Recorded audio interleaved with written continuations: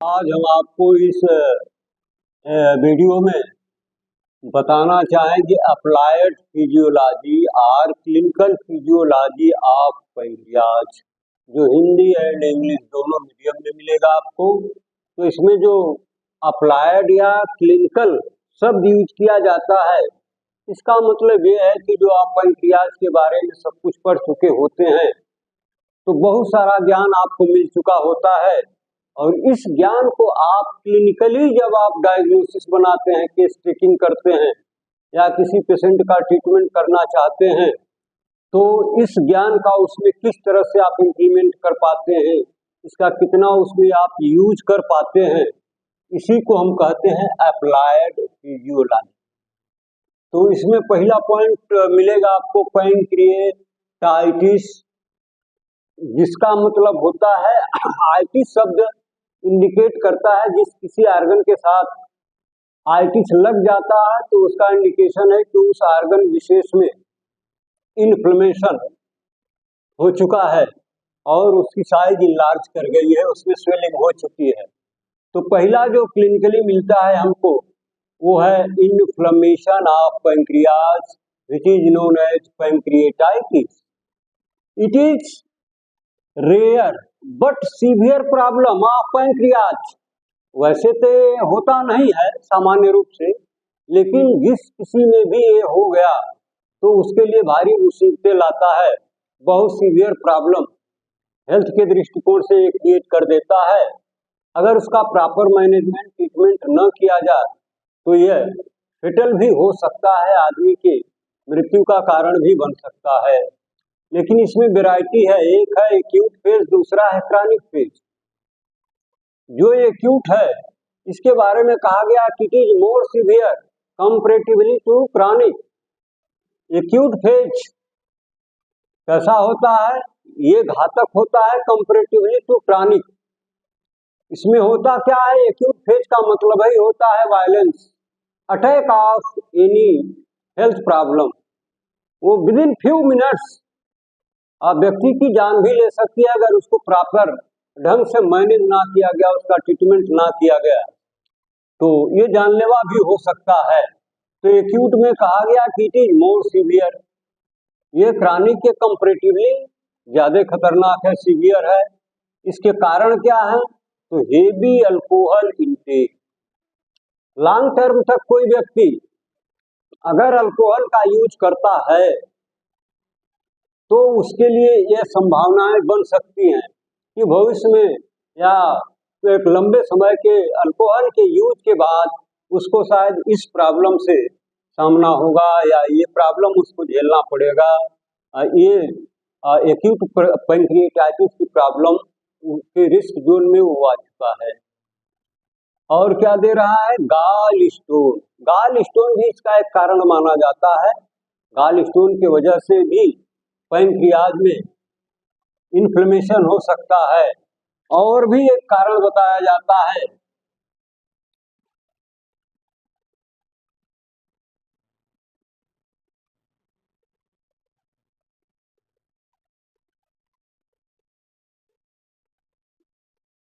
Mums. Mums mums क्या है, swelling on the either side of the neck, यानी parotid reason में swelling हो जाती है, वहां पर ग्लैंड में इन्फ्लेमेशन हो जाता है। तो होता क्या है कि इसका फोकस पैंक्रियाज तक भी जाता है और मेल में आर्थराइटिस की प्रॉब्लम क्रिएट करता है, फीमेल में ओफ्राइटिस की प्रॉब्लम क्रिएट करता है। लेकिन इसका फोकस पैंक्रियाज पर भी जाता है और उस व्यक्ति को जिसको मम्स की प्रॉब्लम बार बार हो रही है उसको ये एक्यूट पैंक्रिएटाइटिस की भी प्रॉब्लम हो सकती है। इसके फीचर्स में आपको मिलेगा सीवियर अपर एब्डामेन पेन, यानी एब्डामेन के अपर पार्ट में सीवियर पेन की समस्या हो सकती है। उसको एब्डामेन के ऊपरी भाग में दर्द काफी सीवियर ढंग से फील होगा। और क्या होगा, नासिया हो सकती है, वोमिटिंग हो सकती है। नासिया का मतलब मितली और वोमिटिंग का मतलब throw them out, food materials come out from the body. Anorexia, loss of appetite जिसको आप जानते हैं, भूख का कम लगना।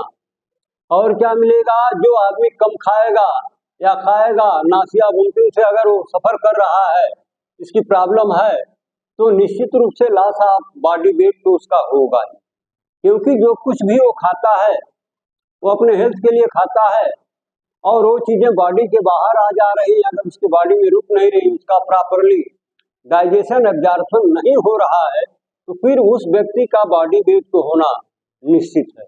और क्या होगा, जब बॉडी वीक होगी तो फीवर की प्रॉब्लम कॉमन हो जाएगी, और क्या होगा, धीरे धीरे वो व्यक्ति शॉक में भी जा सकता है, जो उसके लिए डेंजरस कंडीशन।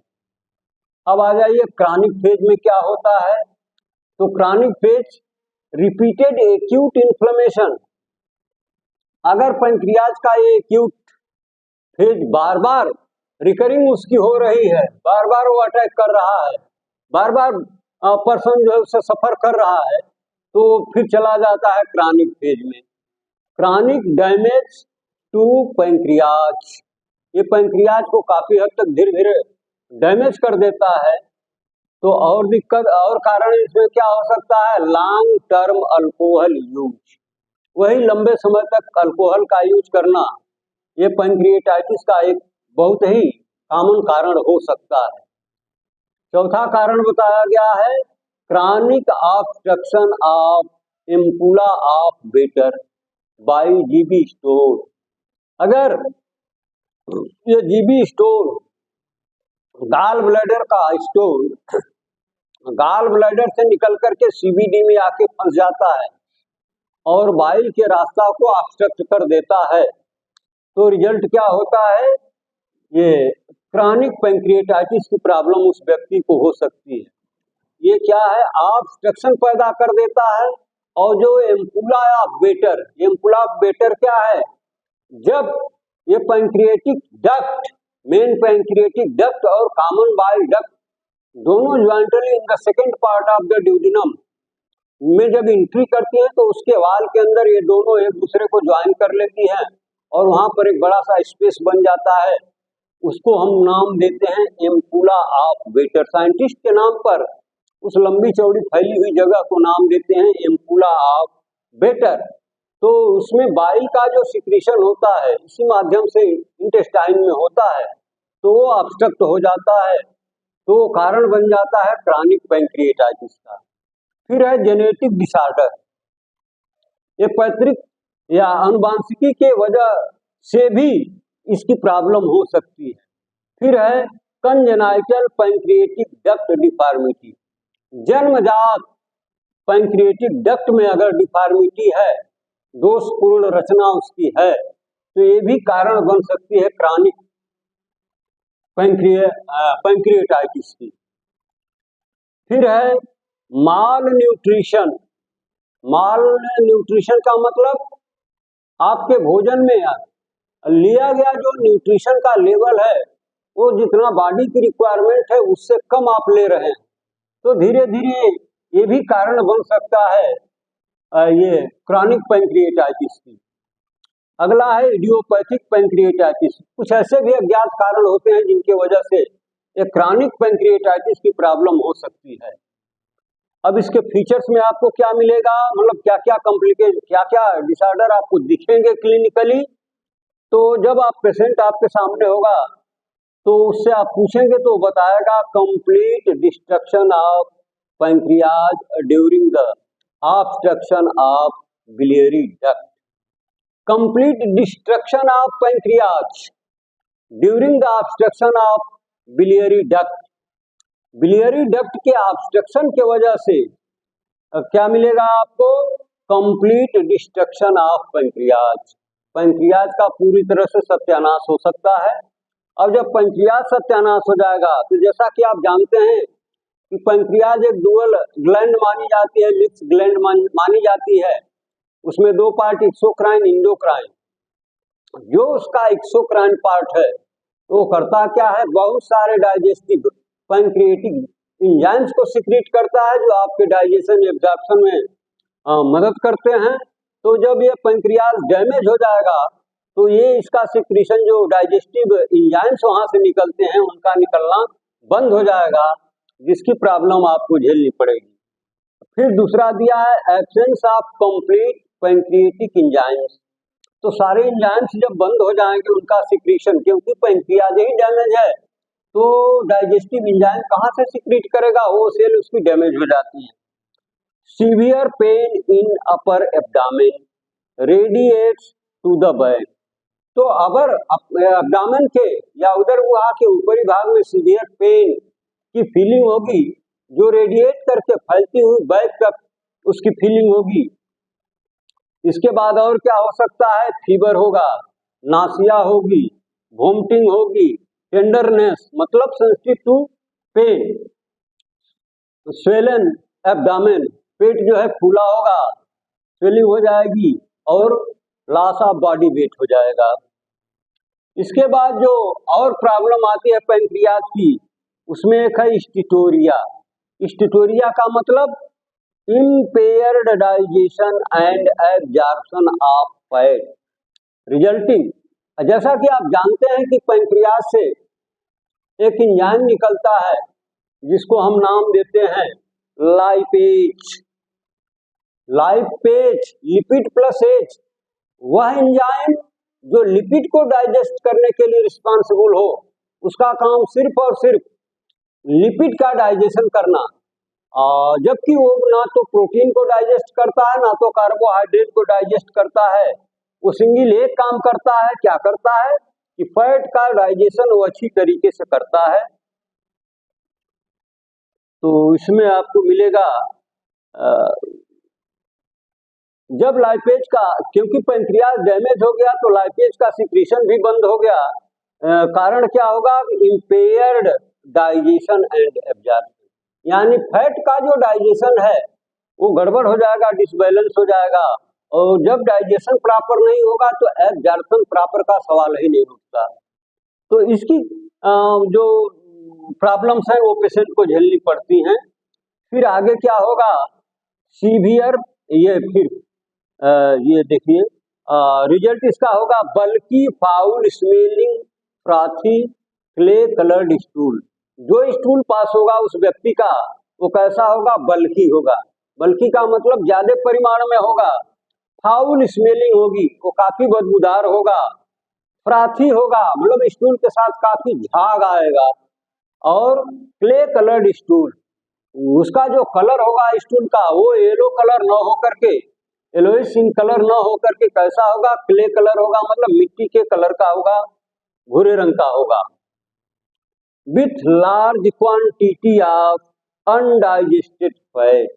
जैसा कि आपको बताया गया कि पैंक्रियाज के डैमेज होने का रिजल्ट ये होता है कि लाइपेज का सिक्रीशन या तो बिल्कुल लैक हो जाए या बिल्कुल एब्सेंट हो जाए, जो कि फैट डाइजेशन के लिए रिस्पांसिबल होता है। जब वही नहीं निकलेगा तो रिजल्ट क्या हो जाएगा, undigested fat particles come out from the body along with stool या फीकल मैटर। इसके कारण में बताया गया लैक ऑफ पैंक्रियाटिक लाइपेज। ये देखिए बार बार आपको बताया गया जब लाइपेज की कमी हो जाएगी तो स्टिटोरिया की प्रॉब्लम हो जाएगी, मानी impaired digestion and absorption of fat. दूसरा कारण बताया गया liver disease affects secretion of bile salt. जब लीवर में प्रॉब्लम होगी तो रिजल्ट क्या होगा, लीवर की कुछ बीमारियां ऐसी हैं जो लीवर के फंक्शन को डिस्टर्ब कर देती हैं, और वहां से जो बाइल फॉर्मेशन होता है बाइल का, उसमें बहुत सारे बाइल साल्ट्स होते हैं जो इसेंशियल फॉर फैट डाइजेशन, जिनका काम है फैट के डाइजेशन को कंप्लीट करना। तो वो जब नहीं, लीवर ही जब डैमेज होगा या उसका फंक्शन डिसफंक्शन में चला जाएगा तो बाइल साल्ट का प्रॉपर सिक्रीशन नहीं हो पाएगा। रिजल्ट क्या होगा, इम्पेयर डाइजेशन ऑफ फैट। अगला है coeliac diseases, atrophy of intestinal villi. Intestine के अंदर बहुत सारी विलाई होती हैं और विलाई में क्या होता है लिम्फेटिक्स होते हैं जिनके ऊपर चारों तरफ से कैपिलरीज की नेटवर्किंग होती है। और ये जो फैट का एब्जॉर्प्शन होता है वो पोर्टल वेन के थ्रू ना हो करके ये कैसे होता है, ये लिम्फेटिक्स के द्वारा होता है और ये कार्य इसका बाधित हो जाएगा।